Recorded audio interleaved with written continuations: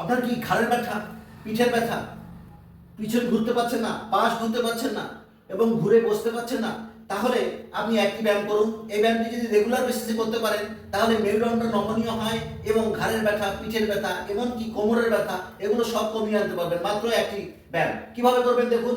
এই হাতটিকে এইভাবে নিয়ে আপনাকে এইভাবে বসে যেতে হবে, যেভাবে হামাগুড়ি দেয় সেভাবে বসে যেতে হবে। এবার মাথাটিকে উপরে তুলে নিয়ে মেরুদণ্ডটাকে নিচে নামিয়ে দেবেন এইভাবে। আবার একই রকম ভাবে মাথাটিকে নিচে নামিয়ে মেরুদণ্ডটাকে উপর দিকে তুলে দিবেন। এইভাবে 10 থেকে 30 বার করবেন এবং দুটো সেটে করবেন। সকাল বিকেল খালি পেটে করতে হবে এবং যখন আপনি দমটি নেবেন ছাড়বেন লম্বা লম্বা হবে। 1 2 3 4 5 এরকম আপনাকে 10 থেকে 30 বার করতে হবে এবং যখন মনে রাখবেন যখন আপনি মাথা নিচু করবেন তখন মেরুদণ্ড উঁচু করবেন, যখন মাথা উঁচু করবেন তখন মেরুদণ্ড নিচু করবেন। এভাবে আপনাকে 2 বেলা করতে হবে।